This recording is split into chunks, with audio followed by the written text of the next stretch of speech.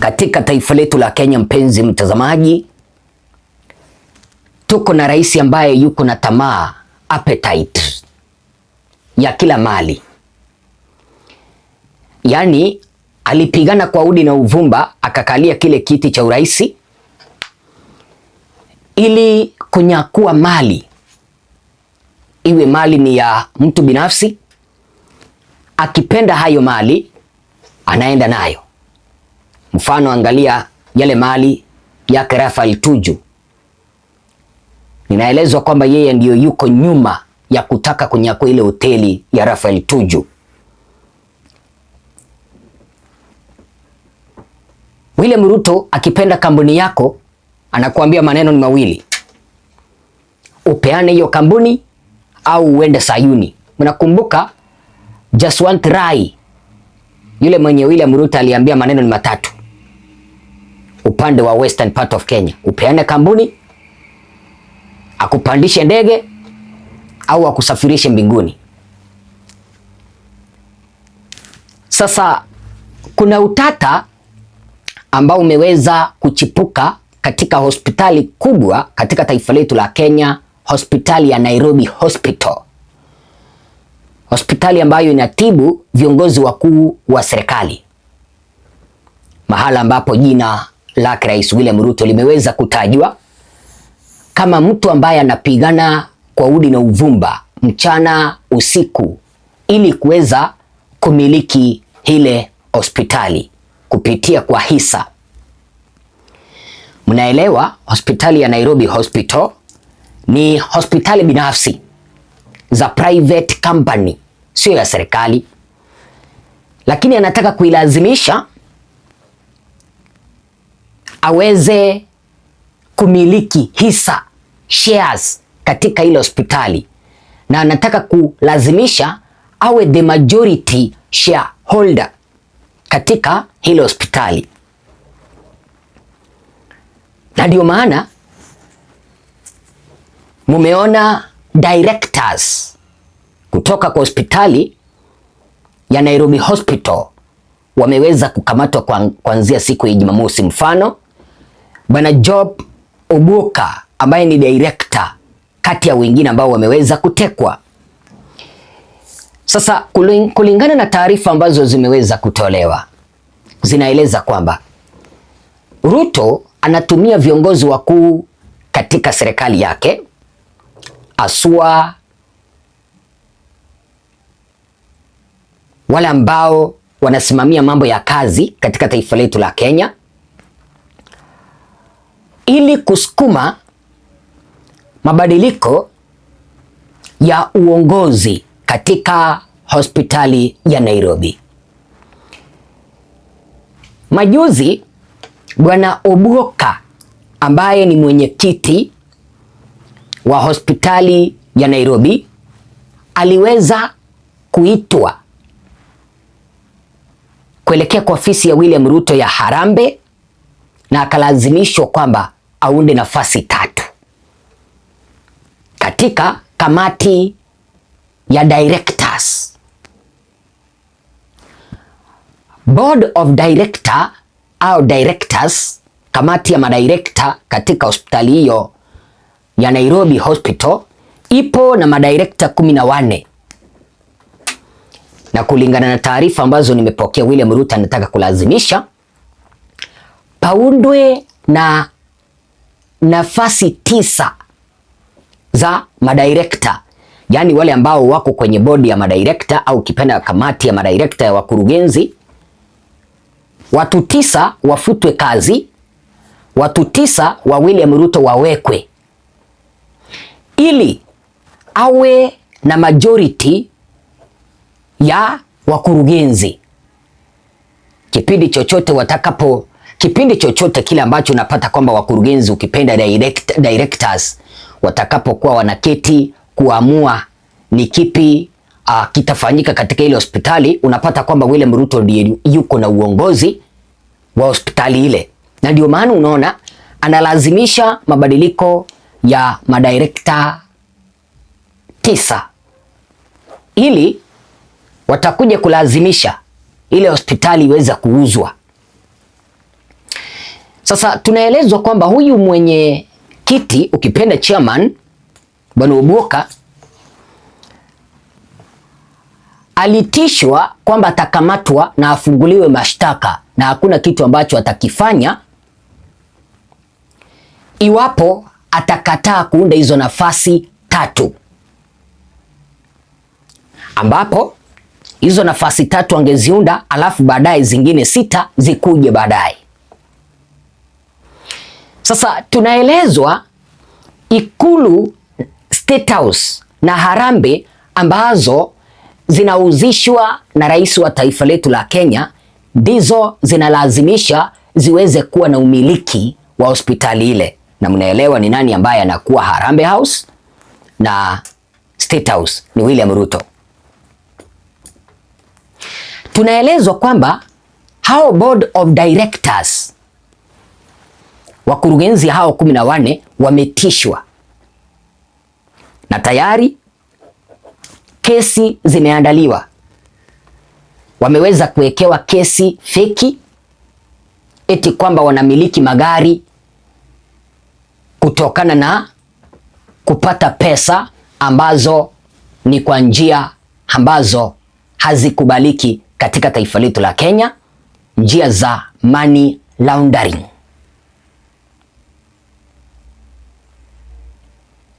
Tunaelekea wapi kama taifa letu la Kenya?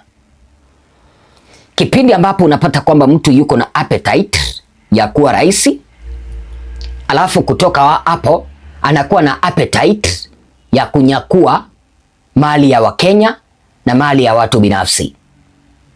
Yaani makampuni kubwa katika taifa letu la Kenya Bwana Ruto anataka kumiliki.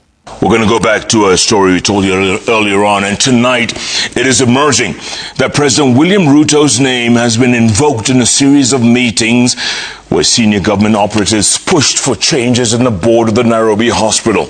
On Monday last week, the chairman of the Nairobi Hospital, Dr. Barclay Onyambu, was summoned to Harambee House, that's the office of the president, and was instructed to cause 3 vacancies in the board and names issued as replacement to those vacancies. Now, the board chair was reportedly told that arrests would follow if the changes were not made in the board. As our very own Citizen TV investigative reporter O.D. Francis reports, an intense scramble for the control of the hospital is appearing to approach a turning point. Take a listen. It is an intense but silent scramble that has been going on for more than 1 year now. The arrest of Dr. Job Obwaka, Advocate Samson Kinyanjui, board member Valerie Gaya, and former board member Chris Bichage marks a nasty turning point in the scramble. Citizen TV has tonight established that an air of intimidation has been hanging over the Nairobi Hospital Board of Directors for some time now. 2 powerful offices have been mentioned, that is State House and Harambee House, both which constitute the country's seat of the presidency. In a meeting held at Harambee House on 9th March 2026, that is last week on Monday, the name of President William Ruto was invoked as senior official associated with the head of public service, Felix Kosgei, communicated express demands for changes in the Nairobi Hospital Board. According to sources, State House wanted 3 vacancies to be caused in the board. The meeting was also told of 3 names that instead be included in the board. The Nairobi Hospital Board chairperson, Dr. Barclay Onyambu, who attended the meeting, was told that the president required those changes within the week. This was reportedly followed with a threat that arrest would be made at the hospital if those changes are not effected. Sources confirm that numerous meetings have been held at Harambee House and State House to discuss the management of Nairobi Hospital. In one of the meetings, a senior government official told the Nairobi Hospital Board members that President Ruto was deeply concerned because, and I quote, "Though Nairobi Hospital is a private hospital, it has a public character," end of quote. Sources also claim that State House previously directed the board to co-opt its nominees to the board.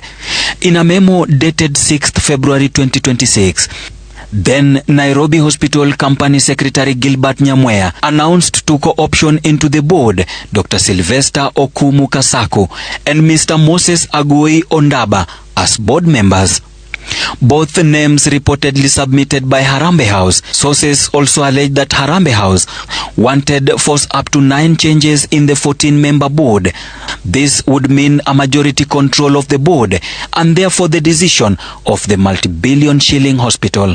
The Nairobi Hospital ownership structure is said to be the fuel behind the wrangles that has dogged the hospital for more than 3 years now.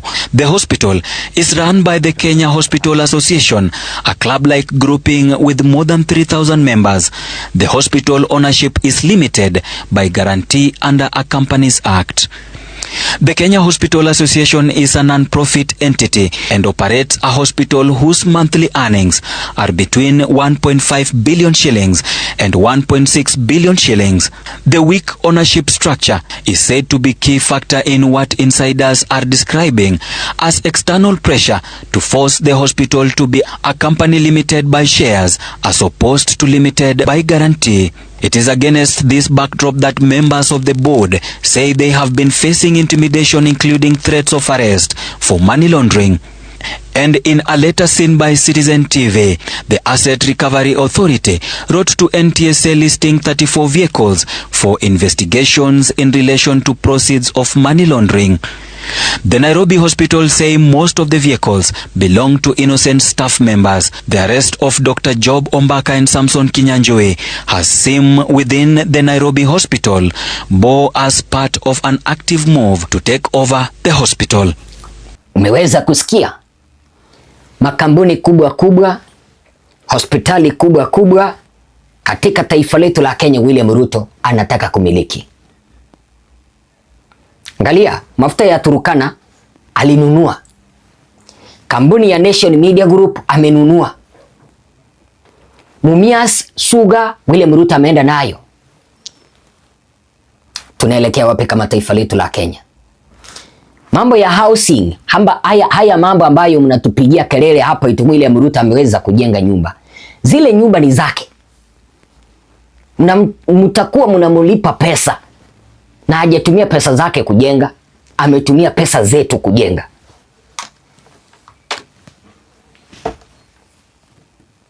Na unasikia juzi Ndindi Nyoro aliweza kutueleza kwamba anataka kutumia pesa za mlipa ushuru kujijengea reli mpaka Turkana, mahala ambapo ameweza kununua mafuta yale ya petroli ambayo Kenya inamiliki. Sasa hivi ni William Ruto anamiliki.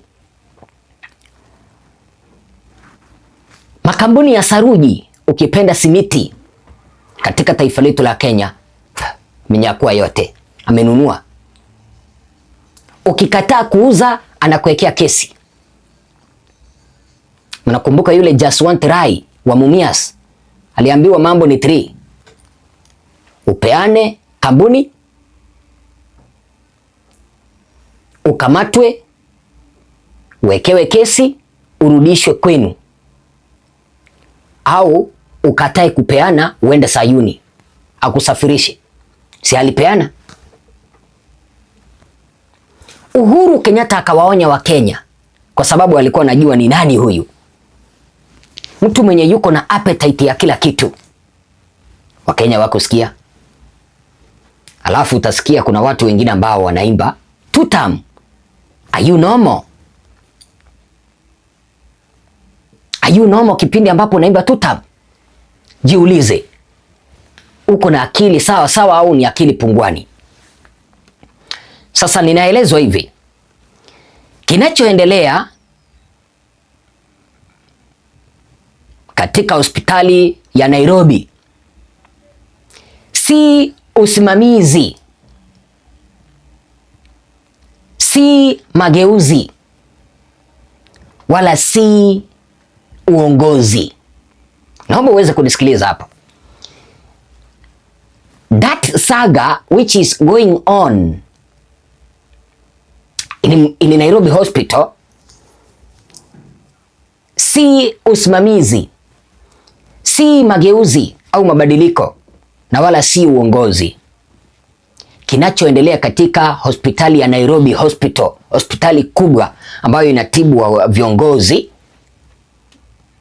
ni unyakuzi wa mamlaka usio na huruma. Bwana Ruto ambaye tayari ni mlezi, ukipenda patron wa Kenya Hospital Association, kwa kuwa yeye ndiye mkuu wa nchi yetu, ukipenda rais, sasa anaonekana kuzama zaidi na kudhibiti taasisi ile aliyopaswa kuilinda ya Kenya Hospital Association. Yeye ndiye anataka kuimiliki. Huu ni uchu wa mali na mamlaka wa kiwango cha kutisha. Wapenzi watazamaji, tamaa ya udhibiti ya Ruto ni mbaya zaidi kuliko tamaa ya mchwa wanaokula msingi wa nyumba. Mnaelewa? Wale watu ambao tulijenga ama tumejenga nyumba hizi ambazo unaweka miti kando kando, napata kwamba mchwa wanakuja wanakula, nakuta mwishowe nyumba inaanguka. Mchwa hula kimya kimya, pole pole, wakidhoofisha muundo wa jengo hadi siku jengo lote litaanguka. Hivyo ndivyo William Ruto anavyoonekana kutenda katika taasisi za Kenya, kuingia ndani kwa siri kupitia kwa kuteua washirika wake, directors wake, kudhoofisha kila kitu na kuvila taratibu. Leo ni Nairobi Hospital, kesho atakuwa kwingine. Kumbukeni maneno haya: mara tu udhibiti huu utakapokamilika, kunyongwa polepole kwa Kenyatta Hospital kutafuata, kwa sababu akichukua Nairobi Hospital atahakikisha kwamba anaempower ile hospitali yake, anaipea kila kitu, lakini ananyima pesa Nairobi Hospital kuendeshea huduma zake, na hivyo ndivyo kutakuwa na anguko la Kenyatta Hospital. Hospitali za umma zitanyimwa rasilimali, zitadhoofishwa na zitaachwa zife polepole, ili Wakenya waliokata tamaa walazimike kwenda katika vituo vinavyodhibitiwa na mashine ile ya kisiasa William Ruto. Huo si utawala, huo ni utegemezi uliopangwa makusudi na William Ruto. Leo hii William Ruto anaiba Nairobi Hospital, kesho anaweza akachukua Lee Funeral au Nairobi City Mortuary. Kesho mtasikia amenyakua Lee Funeral au Nairobi City Mortuary, kwa sababu zile ndizo mochari ambazo ni kubwa katika taifa letu la Kenya, zinazomilikiwa na zinaendeshwa mahala ambapo napata viongozi wakubwa wanapelekwa. Kiwango cha mkusanyiko wa mali, ushawishi na kuteka taasisi kinachozunguka William Ruto kinaanza kufanana na ndoto za mtu aliyetaka kusimama juu ya taifa lenye msa wa kisiasa, aliyekolea kwa utajiri wa mamlaka. Lakini Kenya si mali ya mtu binafsi. Hospitali zetu si nyara za wakusanyaji wa kisiasa. Wakenya tunapaswa kufungua macho. William Ruto is using proxies to capture many companies in Kenya. Kenya inaliwa polepole pole. Kenya inauawa. Sasa hebu niambie, Nairobi Hospital ni private entity, lakini anataka kulazimisha wawekezaji isa waingie kwenye usimamizi wa hospitali hii, na ndio maana unaona anabadilisha kamati ya directors. Anataka watu wake 9 wala ambao anaita, anawaambia fanya hivi, fanya hivi, fanya hivi, wanafanya. Wataamua, watabadilisha kwamba ile hospitali imilikiwe kwa hisa, na hivyo ndivyo hospitali ile itakuwa chini ya usimamizi wa William Ruto. Hii tamaa ambayo William Ruto ako nayo na kila kitu, tunaelekea wapi? Kama hii ni miaka mitano, ananyakua kila kitu, na mkidanganyika mumupe miaka mingine mitano, atawatoa mpaka suruali, atawatoa mpaka underwear, atatoa mpaka figo zenu auze. Nimewaonya, asiyesikia la mkuu uvunjika guu. Mimi si mkuu, ila mimi ni mshauri. Ninajua ninazungumza na maprofesa, watu wa taaluma mbalimbali, walimu, madaktari. Naomba mnisikilize. Mimi ni kijana mdogo sana, 27 years old, lakini ninaweza nikawashauri.